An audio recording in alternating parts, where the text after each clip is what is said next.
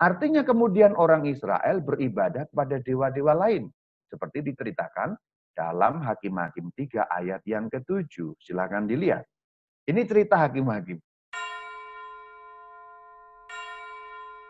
Acuannya adalah kitab Hakim-Hakim, kemudian kitab Samuel pertama dan kedua, kitab Raja-Raja pertama bab 1 sampai 11.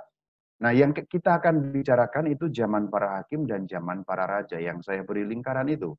Jadi pada saat Musa menjelang wafatnya ada pengganti Yosua. Maka nanti ketika Musa meninggal dunia, sudah ada pengganti yang ditahbiskan, ditumpangi tangan yaitu Yosua. Namun Yosua tidak punya pengganti.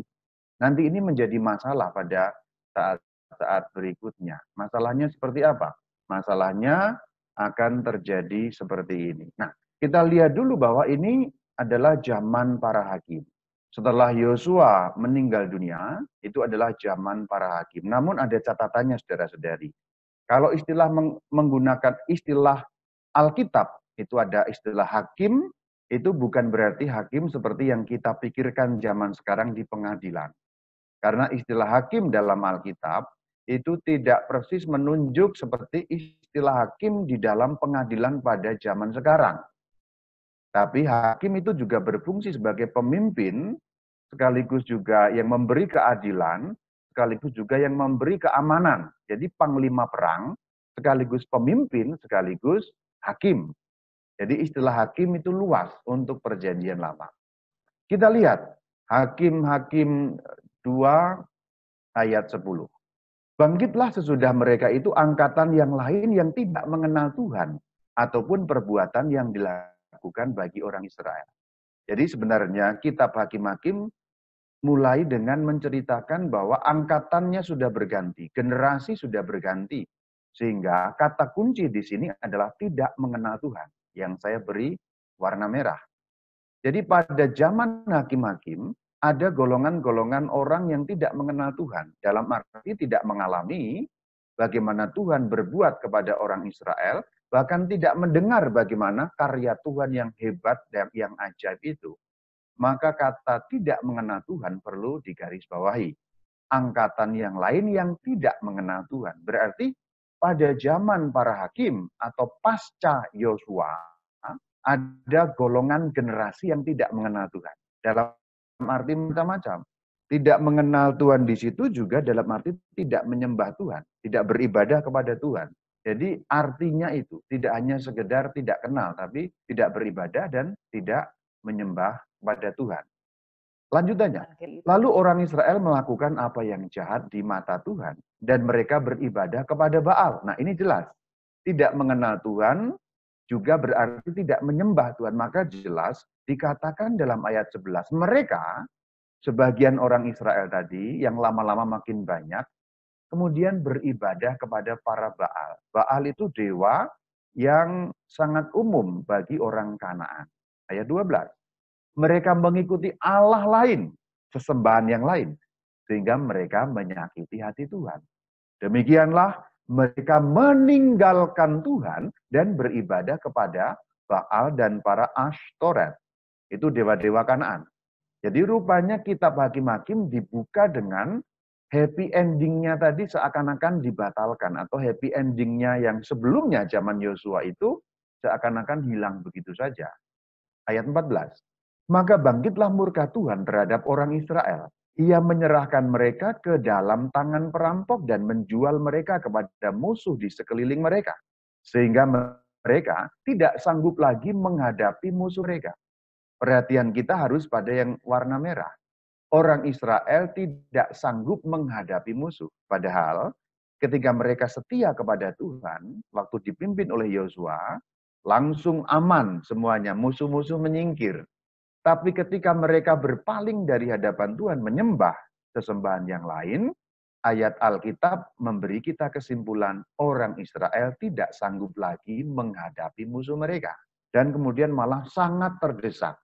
Sudah kalah kemudian terdesak. Itu yang terjadi pada zaman para hakim. Latar belakang adanya para hakim adalah Israel tidak aman. Orang Israel terdesak oleh musuh-musuh di sekitarnya. Bangsa Filistin, orang Kanaan, dan sebagainya, bangsa-bangsa di sekitar mereka. Maka dalam kitab Hakim-Hakim 2 ayat 16 ada solusi demikian. Maka Tuhan membangkitkan hakim-hakim yang menyelamatkan mereka dari tangan perampok itu. Merekanya orang Israel. Tetapi juga para hakim itu tidak mereka hiraukan. Karena mereka berzina dengan mengikuti Allah lain dan sujud menyembah kepadanya. Mereka segera menyimpang. Ayat 18 itu memberi ulangannya. Jadi ini kejadian yang bersifat repetisi. Repetisi itu berulang-ulang. Ayat 18. Setiap kali apabila Tuhan membangkitkan seorang hakim bagi mereka, bagi Israel, maka Tuhan menyertai hakim itu dan menyelamatkan mereka dari tangan musuh mereka selama hakim itu hidup. Sebab Tuhan berbelas kasihan. Tuhan kasihan kepada orang Israel karena kalah terus, terdesak terus, maka dibangkitkan hakim. Dan jumlah hakim ini tidak hanya satu tetapi beberapa. Maka ayat 18 mengatakan setiap kali. Kalau kita perhatikan kitab Hakim-Hakim, bagian awal sampai bab 2 ini adalah ringkasan dari seluruh kitab. Karena setelah bab 2, kitab Hakim-Hakim hanya akan berisi rincian-rincian tiap hakim. Tetapi intinya sudah diceritakan pada bab 1 dan bab 2. Ayat 19. Tetapi apabila hakim itu mati, kembalilah mereka berlaku jahat, orang Israel. Lebih jahat loh. Kurang ajar kan? Lebih jahat coba. Lebih jahat dari nenek moyang mereka dengan mengikuti Allah lain, beribadah kepadanya dan sujud menyembah kepadanya. Sebenarnya yang terjadi pada zaman para hakim adalah orang Israel, bangsa Israel, Bani Israel, umat Israel melanggar perjanjian. Kemudian pada zaman hakim-hakim, orang Israel itu dikepung oleh bangsa-bangsa sekitar sehingga mereka hidup dalam ketidakamanan. Hidup tanpa keamanan. Karena setiap kali muncul hakim, mereka sudah aman, kemudian hilang lagi hakim, tidak setia lagi, terus menyembah dewa-dewi sekitar, dewa-dewi lain. Begitu yang terjadi, saudara-saudari. Karena bangsa-bangsa tadi tidak dihalau, berarti bangsa-bangsa tadi hidup di sekitar orang Israel. Maka gambarannya adalah orang Israel hidup di tengah-tengah kepungan bangsa-bangsa lain. Hakim-Hakim 3 ayat 5. Demikianlah orang Israel itu diam di tengah-tengah orang Kanaan, orang Het, orang Amori, orang Feris, orang Hewi, dan orang Yebus. Itu bangsa-bangsa lain tadi. Ada Kanaan, Het, Amori, Feris, Hewi, Yebus. Jadi bangsa-bangsa lain itu mereka berada ya di seputar orang Israel. Boleh dikatakan hidup bersama, bercampur baur. Apa akibatnya? Ayat 6. Hakim-Hakim 3 ayat 6. Mereka yang dimaksud orang Israel mengambil anak-anak perempuan orang-orang itu. Orang-orang itu yang dimaksud bangsa-bangsa yang banyak tadi.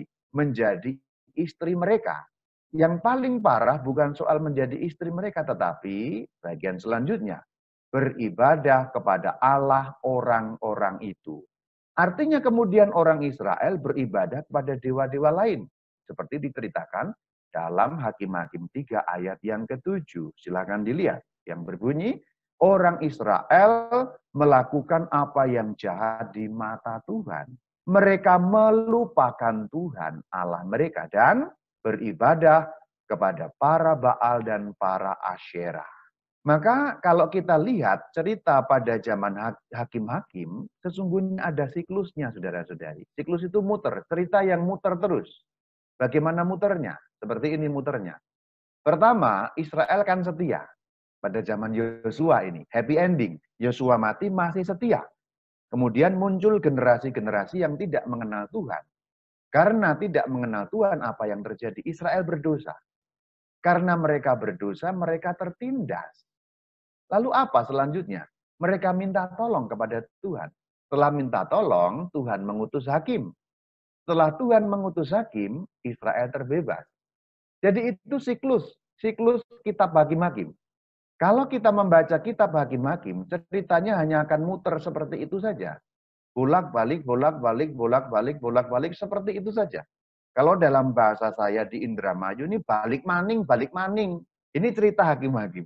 Jadi dengan mendengarkan ini Anda sudah tahu bagaimana cerita para hakim. Nah, itulah kisah para hakim seperti itu. Setelah kisah para hakim selesai, kita masuk ke zaman para raja.